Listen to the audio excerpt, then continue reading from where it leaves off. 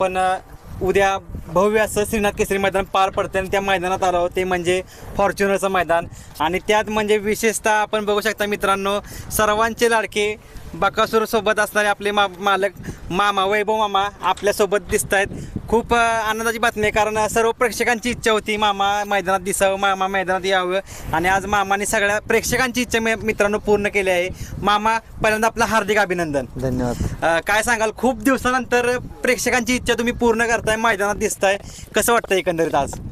थोडं मध्यंतरी थोडं कामं चालू होते, हां. पॉईंट थोडंसं लागण्याची तयारी हां करायची होती, त्यामुळं थोडं बैलाबरोबर येता नव्हतं. बरं. पण कमेंटद्वारे फोनद्वारे जेवढं बघतोय मामा तुम्ही फक्त बाकासूर बरोबर या असं तसं. हां हां हां तर म्हणलं 9 तारखेला कसं बी करून वेळ काढून जायचंच. मामा, एक म्हणजे आनंदाची गोष्ट आहे आम्हाला पण मामा, तुमची वाटच पाहत होतो आम्ही की कधी येत आहे, कारण प्रत्येकाची इच्छा होती की मामा तुम्ही बकासूरबरोबर असता, पण तुमची लगीन गाई सुरू आहे.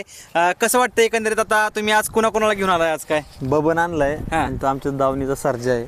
बरं. कसं काय नियोजन असणार दोघांचं? आधी घरचीच गाडी, घरचीच गाडी आदतला. पळणार आहे.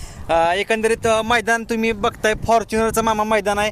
आपलाच बकासूरने मागच्या वेळेस इतिहास रचला होता थारचं मैदान घेऊन.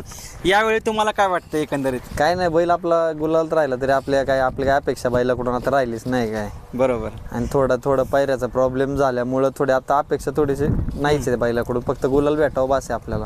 नक्कीच मामा, कारण मागाशीच मामांची पण व्हिडिओ पडली होती की बकासूर 100% येणार आहे. आणि तुम्ही आता जसं म्हटलं की पायऱ्याची अडचण चालू आहे, पण बकासूर काय हे महाराष्ट्राला पण माहिती आहे मामा. तुम्ही काय सांगाल, म्हणजे पायऱ्यांची तुम्ही अडचण म्हणताय, पण नक्की काय झालंय प्रॉब्लेम? म्हणजे नाही, आपला पायरा झाला होता एक चांगल्या दुसऱ्याबरोबर झाला होता. हां. पण तो पायराचा थोडासा आता, आणि त्याच्यामुळे आपण बाकीच्या दुसऱ्यावाल्यांना नाही बोललो होतो नाही का, आदत झाले दुसऱ्या बरेच फोन येत होते. पण तो अचानक 3 दिवसापूर्वी तो पायरा कॅन्सल झाला. त्या माणसांकडून कॅन्सल झाल्याच्या नंतर मग ते शोधत होते, फार बरेच जणांच्या घरी जाऊन पण विचारले आपण, पण नाही, त्यांचे पण नियोजन झाले ते. त्याच्यामुळं मग मामा म्हणले मी कुठून तरी शोधून काढणारच. त्याच्यामुळे आता कोणता केलाय ते पण नाही नीट सांगता येणार. पण इतर वेळी सारखाच मामा पण धप्पा देतात, तुम्हाला माहिती आहे, सगळ्यांना माहिती आहे, प्रेक्षकांना. उद्या पण धप्पा असू शकतो का?